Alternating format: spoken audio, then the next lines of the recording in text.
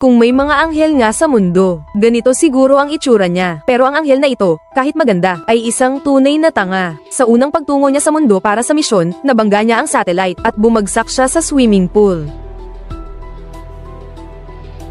Ang lakas ng tunog na iyon ay nagpagising kay Jim, ang lasing na lalaki. Antok na antok siyang lumabas para tignan, at nakita niya sa swimming pool na may nakahiga, isang babaeng may pakpak at nakaputing damit. Nakapagtataka, akala niya ay namamalikmata lang siya. Pero habang papalapit siya ng papalapit, natuklasan niyang totoo nga ito. Kaya naman dali-dali siyang tumalon para iligtas ito. Iniharap niya ito at tinignan. Natulala na lang siya. Napakaganda kasi nito. Mas maganda pa sa kahit anong babaeng nakita na niya. Anghel ito. Tiyak, wala na siyang ibang maisip. Dali-dali niyang binuhat ang basang-basa na anghel papunta sa sofa. Pagkatapos ay pumasok siya sa loob para kumuha ng kumot, pero pagtalikod niya lang. Hintayin natin siyang lumabas na may dalang kumot. Pagkalabas niya, nakita niyang tuyo na ang basa nitong damit at mas gumanda pa nga. Pero, nakarete pa rin siya at walang malay. Nakakomatose pa rin siya. Tinawag siya ni Jim ng ilang beses, pero hindi siya gumigising. Kaya, tatawag na sana siya ng pulis. Pero, bachelor party niya kagabi. Naglaro ng husto. Nahulog ang telepono sa aquarium. Kaya siya na lang ang gumawa. Binigyan niya ito ng CPR. Hindi alam kung dahil ba sa CPR. Pagkaraan ng ilang sandali, nagising ang anghel at ngumiti kay Jim.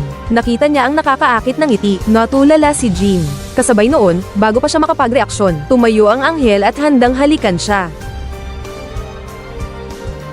Naputol ang pakpak. Huwag kang mag-alala, gagamutin ko yan.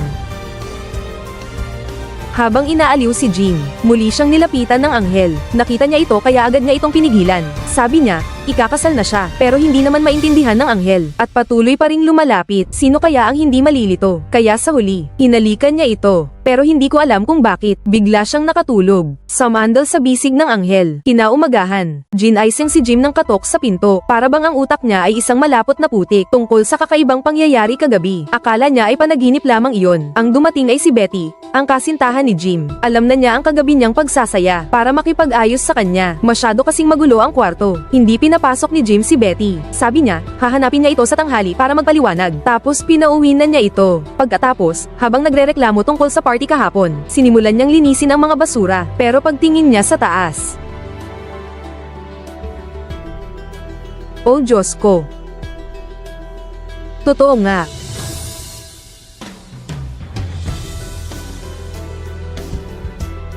Jim. Bago pa siya makapagreaksyon, dumating na rin ang tatlong kaibigan niya kagabi. Bilang mga magkakaibigang magkakasama mula pagkabata, alam na ni Jim ang ugali ng mga ito. Kaya para hindi matuklasan ang anghel, tinawag niya ito at minadali nitong magtago sa kumot. Pagkatapos ay binuksan niya ang pinto at sinabing lalabas na siya. Nais niya silang dalhin. Pero hindi lang si Jim ang nakakaalam sa kanila. Gayon din naman, kilala rin nila si Jim. Nakita na nila ang problema niya. Walang pag-aalinlangan na pumasok sila sa silid. At pagkatapos ay nagsimulang maghanap sila. Wala silang anumang nahanap. Ngunit gumalaw ang anghel sa ilalim ng kumot. Napansin nila ito, at hindi pinansin ang pagpigil ni Jim. Iniangat nila ang kumot.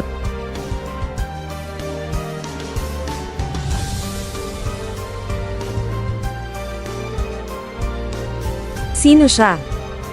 Sa tingin ko, isa siyang anghel.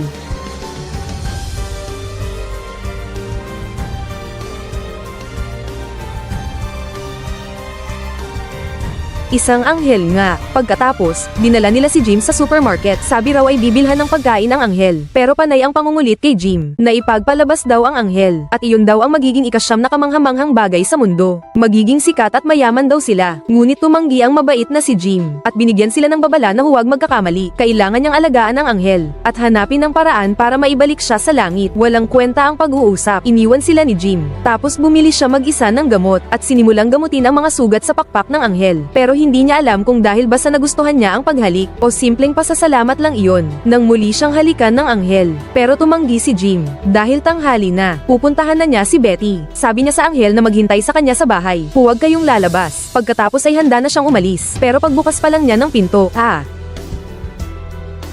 pakinggan mo ako, pupunta na sana ako sa iyo para ipaliwanag. Kaya pala hindi mo ako pinapasok kanina. Betty, pakinggan mo ako.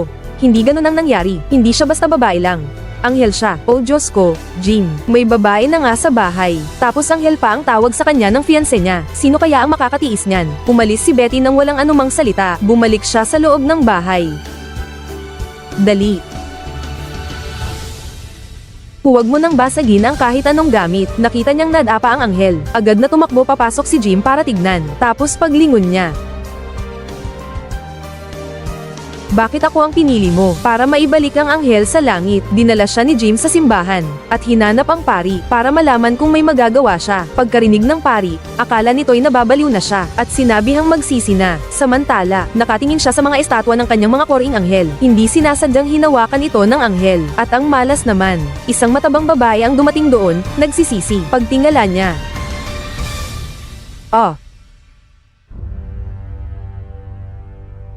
Nako, Diyos ko, Birhen Maria. Nakitang nagulat ang anghel. Dali-daling lumapit si Jim para aliwin ito. Kinumutan ko siya. Kasabay noon, dumating din ang pari. Gusto niya sanang magpaliwanag sa pari, pero inakala naman ng pari na nagloloko lang sila. Pinaalis niya sila. Sa kabilang banda, nalaman ng tatay ni Betty ang kalokohan ni Jim. Nagtatanod siya sa harap ng bahay nila. Maghahanda akong turuan siya para mapaghigantihan ang anak ko. Pagod na ako buong araw. Wala pa akong nakakain. Kaya bumili si Jim ng hamburger at fries. At tinuruan niya si Angel kung paano kumain ng hamburger. Tapos, nakita niyang bamuka ang bibig ng hamburger. Akala ni Angel kakainin siya ng hamburger. Muli siyang napasigaw sa takot. Nakuha nito ang atensyon ng mga taong nasa paligid at napatingin sa kanila. Pagkatapos ng paliwanag at pag-alo ni Jim, unti-unting kumalma ang anghel. Sabay baba ni Jim sa sasakyan. Tatawag siya kay Betty para magpaliwanag. At pagkababa niya ng sasakyan, dahil sa pagkamausisa, tinikman ng anghel ang fries. At agad na nagustuhan ang lasa nito. Sumimulang kumain ng malalaking kagat nang bigla.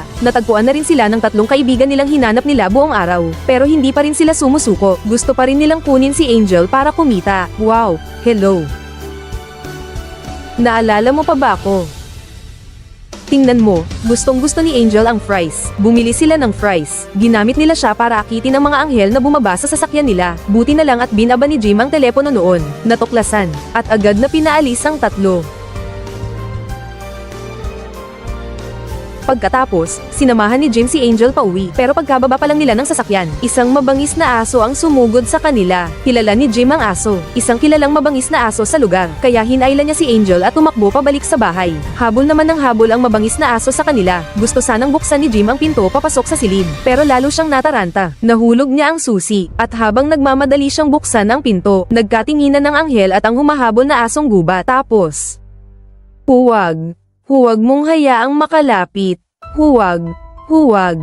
Anong nangyayari? Parang hindi makapaniwala si Jim. Kasabay noon, bago pa siya makapagreaksyon, dumating ang tatay ni Betty para makipag-away sa kanya. Magpapaliwanag si Jim, pero hindi naman siya pinakinggan ng kanyang biyenan. Nahawakan na siya nito. Plano nitong pagsabihan si Jim. Ngunit di sinasadyang nakita ang anghel na nakaluhod. Agad na kumalma. Mas mabilis pa sa pagbabago ng ugali ng isang asong galit. Nagmadaling magpaliwanag si Jim. Sabi niya, nagkamali siya. Isang anghel na nasaktan. Pero hindi pa tapos magsalita. Huwag ka nang magsalita pa, Jim. Naiintindihan ko na kayo ngayon. Bakit hindi nyo nalang masiyahan ng magandang sandaling ito? Masiyahan sa. Ako na ang kakausap kay Betty.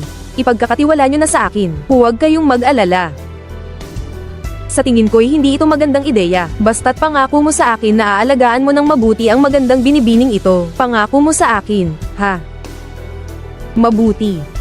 Pagkatapos, itinulak sila ng biyenan papasok sa silid, at sinabihan silang huwag sayangin ang oras. Mag-enjoy kayo. Huwag kang mag-alala sa anak niya. Parang hindi naman niya tunay na anak ang anak na iyon. Hanggang sa maisara ang pinto, naramdaman niya lang na may mali nang handa na siyang umalis. Kung ano ba ang mali, wala na siyang pakialam pang isipin pa iyon. Dahil bumalik na sa dati ang mabangis na aso. Mabuting aso. Kailangan mong kumalma. Huwag kang gagalaw. Tumigil ka na.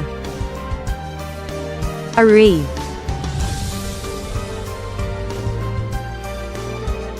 Bitawan mo ako, Array.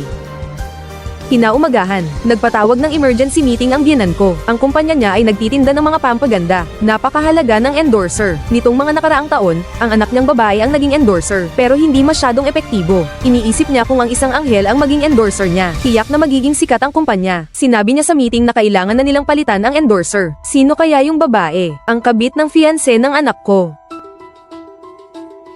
Tapos ang anak mo, anong gagawin mo? Mauunawaan naman yan ng anak ni Edwinston. Lumayas ka na, Ayoko nang marinig ang boses mo. Pag uwi ng biyenan, sinabi niya kay Betty ang nasa isip niya. Pero mukhang hindi naman naiintindihan ni Betty. At nag-away silang dalawa ng malaki. Sabi pa niya, sigurado siyang pinulot lang siya nito sa basurahan. Dapat magpa-DNA test kami sa kanya. Kinabukasan, para maging madali ang pagkilos. Binilhan ni Jim si Angel ng maluwag na damit at sapatos, malalaki. Tapos, dinala niya ito kay Betty. Gusto niyang humingi ng tawad kay Betty. Pero hindi naman siya pinakinggan ni Betty. Nag-inarte ito at binato siya ng mga gamit. Gusto niyang habarin ang damit ng anghel para makita ni Betty ang tunay nitong anyo. Pero hindi naman siya tinitignan nito. Binuksan pa ang shower. Sa huli, wala siyang nagawa kundi umalis na may pagkadismaya sa mukha. Samantala, sa panig naman ng mga kaibigan ni Jim, hindi pa rin sila sumusuko para makuha ang anghel. Gumawa at nagpatupad sila ng isang kumpletong plano. Una, tumawag sila sa iba't ibang istasyon ng telebisyon na mayroong daw isang napakalaking pagtuklas. Magkakaroon daw ng press conference bukas sa press club. Tapos nag-disguise sila bilang mga manika at nagpadala ng sulat kay Betty gamit ang pangalan ni Jim.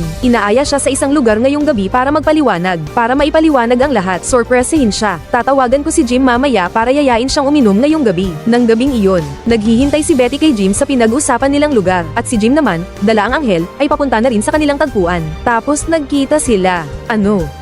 Betty, anong ginagawa mo rito? Hindi ko alam. Ang tanga ko naman. Betty, teka lang.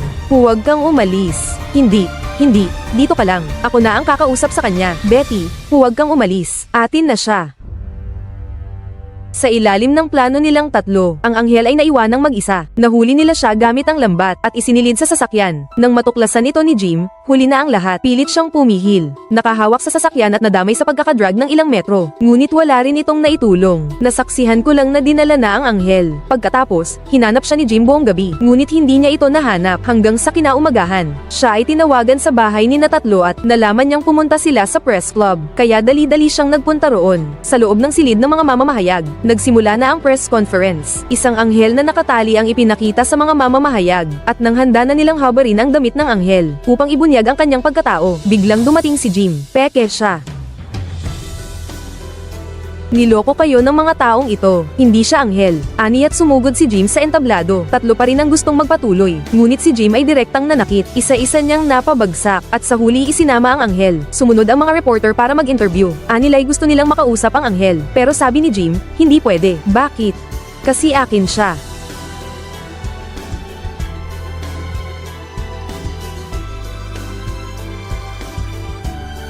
Dahil sa gulo na nangyari, malalaman na ang pagkatao niya bilang anghel, kaya hindi na kami pwedeng manatili sa bayan. Dinala siya ni Jim sa isang kagubatan. May maliit na kubo rito. Lihim niyang kuta noong bata pa siya. Sa mga sumunod na araw, doon sila tumira sa maliit na kubo. Hindi lang ito komportable at mapayapa. Marami ring maliliit na hayop ang nakakasama nila. Pareho silang masaya. Paminsan-minsan ay palihim ding babalik si Jim sa syudad para bumili ng paboritong pransesang patatas ni Angel. Hindi ko alam kung bakit. Madalas na sumasakit ang ulo ni Jim nitong mga nakaraang araw at gustong-gusto niyang matulog. At sa tuwing nakatulog siya, kinukulit siya ng anghel gamit ang balahibo nito. Pagkaraan ng ilang araw, naramdaman ng anghel na gumaling na ang kanyang mga pakpak, kaya habang natutulog si Jim, nag-iisa siyang pumunta sa kagubatan.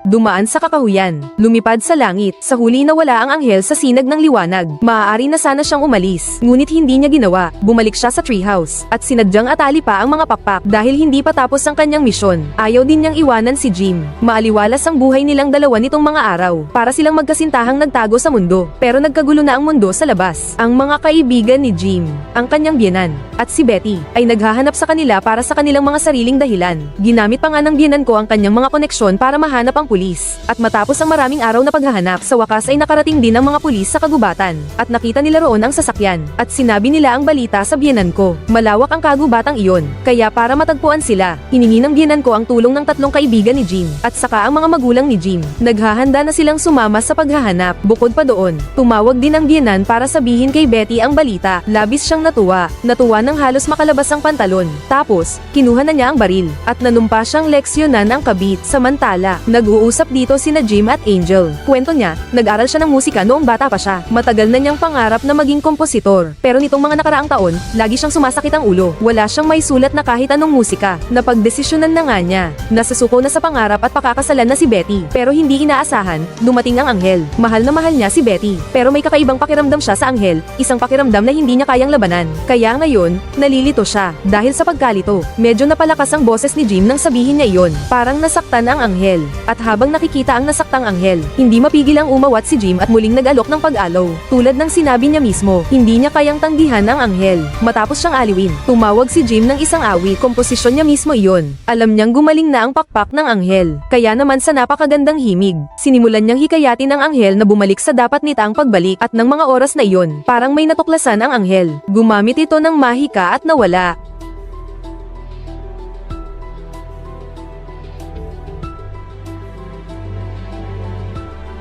Si Betty pala ang dumating. Betty. Hi. Paano mo ako nahanap? Ang galing ng suot mo. Salamat.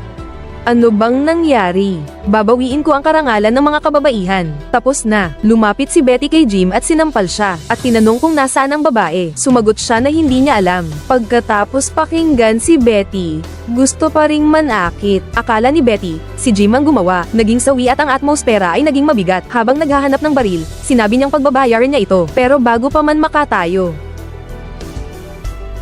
mas lalo pang nasaktan si Betty. Sabi niya, hindi niya ito mapapatawad. Samantalang si Jim naman ay nagpaliwanag na ang anghel ang may gawa. Habang sinasabi niya iyon ay pinagmamadali na niyang lumabas ang anghel. Pero hindi lumabas ang anghel. Nang mga oras na iyon ay dumating ang biyenan at ang nanay ko. Ano ang ginawa niya? Sinuntok niya ang tatay ko. Sinipa pa niya ang puwet ko.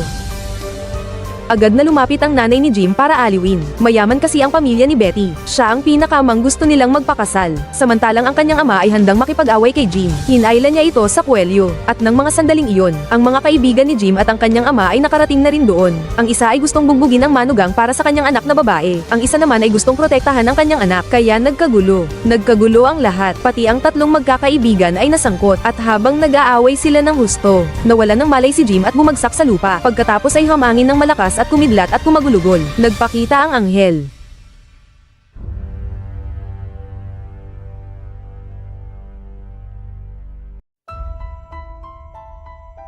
Nang makita ang anghel, lahat ay nagulat. Habang hindi pa sila nakaka-react, nagalit ang anghel. Iwinasiwas niya ang mga braso niya at ipinataw sa biyenan at kay Betty ang isang malakas na bagyo na hindi nila maiiwasan. May kasamang kidlat pa. Natakot sila at nagpanik. Tumakas sila na parang mga takas sa kulungan. At habang sila'y umaalis, kumaway ang anghel sa lahat. Parang sinasabi nitong alagaan nila si Jim. Pagkatapos ay lumipad ito paitaas. At mabilis na nawala sa paningin ng lahat. Pagkatapos noon, dinala ng lahat si Jim, na nawalan ng malay, sa ospital. At matapos siyang ma-check up, nalaman nilang may malubhas siyang kanser. Wala na akong matagal na mabubuhay. Nalulungkot na ang aking pamilya. Isang gabi, muli na namang nagpakita ang anghel. Dumating siya sa silid ni Jim. Doon lang, naunawaan ni Jim kung bakit niya nakilala ang anghel. Mamamatay na ba ako? Kaya ka nandito. Dapat mo akong sinama noong gabing iyon sa party. Kaso nabali ang pakpak mo. Kaya nasira ang misyon. Nakikita ka ba ng lahat kapag namatay na sila? Mabuti naman. Kundi, magtatampo ako. Nakikita ko si Jim na naghihingalo. Sobrang nasasaktan ng anghel. Yumuko siya at hinalikan siya. Pagkatapos ay binuhat niya ulit siya. Kasabay nito ay tumingala siya sa langit at nagpakawala siya ng ilang ungol. Para bang nakikipag-usap siya sa Diyos. Maya-maya pa, pumasok sa silid ang mga kaibigan ni Jim. At habang nakatingin sa mga sirang aparato, akala nila patay na si Jim. Isa-isa silang nagdalamhati. At ng mga sandaling iyon, isang babaeng nurse ang pumasok. Sabi niya ayos lang si Jim. Magtatatagal lang bago magising. Huwag kayong mag-alala. Magtatagal si Jim sa ospital. Desisyon yan ng doktor. Kung hindi ninyo masama, gusto kong mapag-isa sandali sa pasyente ko.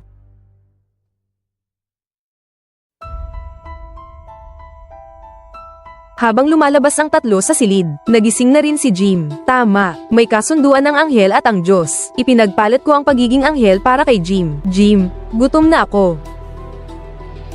Kung okay lang ang pakiramdam mo, kumain ka na lang ng fries. Ang pelikulang ito ay pinamagat ang Anghel sa Lupa. Naniniwala akong maraming kaibigan ang nakapanood nito sa telebisyon noong bata pa sila. Nang mga panahong iyon, akala ko lang ay isang simpleng love story ito. Akala ko lang ay maganda ang anghel. Pero ngayon, pagbalik tanaw ko, natuklasan ko lang ang mga bagay na walang kinalaman sa pag-ibig. May nagsabi, ang pinakamalaking kasalanan sa buhay ay ang pagkiling at kasakiman. Ang una ay magdudulot sa iyo ng maling paghatol. Ang huli naman ay magdadala sa iyo sa bingit ng kapahamakan. At ang dalawang ito ay lubos na naipakita sa pelikula. Una, ang pagkiling. Tulad ng pagkiling ni Betty kay Angel. Dahil mas maganda sa kanya ang anghel. Kaya kahit anumang gawin ng anghel, basta nakatayo lang doon, may kasalanan na rin sa paningin niya. Kaya ayaw niyang bigyan si Jim ng pagkakataong makapagpaliwanag. At ayaw ding alamin kung ano ba talaga ang nangyari kay Jim. Hanggang sa hindi na naayos ang hindi pagkakaunawaan. At nagdulot ng laging lungkot at dalamhati sa kanya. Ang magandang anghel sa pelikula. May isip natin siya bilang ang lahat ng magaganda at walang dungis na bagay sa buhay. Ang ganda. At para sa mga bagay na ito, mayroong mahal. Ito ay natural lamang. Ngunit sa sandaling isuot ang salamin ng pagkiling, paano pa kaya natin matutuklasan ang kagandahan ng buhay? Tungkol naman sa kasakiman, mas nagiging konkreto ang paglalarawan nito sa pelikula. Gusto ng biyenan na gamitin ang anghel para iligtas ang kumpanya niya. Gusto naman ng matalik na kaibigan na gamitin ang anghel para yumaman at sumikat. At ang kanilang kasakiman ay nagiging dahilan kung bakit hindi nila natatanggap ang dalisay na pagpapala ng anghel. Ang kasakiman din ang pinakakaraniwan at pinakamahirap mapansin sa ating buhay. Halimbawa, ang manood ng video na ito bago matulog. Ito na ang huli kong inumin. Pag nanalo na ako sa larong ito, aalis na ako. Hindi lang pera ang habol ko, pati na rin ang kasiyahan sa ngayon. Ang pag-ubos sa kinabukasan. Syempre, ang pinakasulit na may sulat ko patungkol sa pelikulang ito. Ang pag-usapan ay ang kabutihan ni Jim. Hindi lang ito nakikita sa pagtanggi niya sa mungkahi ng kaibigan, ang pag-alaga sa sugat ng anghel, at ang paghahanap ng daan pauwi nito, kundi sa ibang bagay. Iyon ay ang paulit-ulit niyang pagsasabi ng totoo kay Betty. At kahit hindi niya alam ang misyon ng anghel, gamit ang kanyang katapatan at kabutihan, paulit-ulit niyang iniiwasan ang anghel. Sa palagay ko, marahil ito ang tunay na kabutihan. Marahil ito ang dahilan kung bakit siya ipinadala ng anghel sa mundo.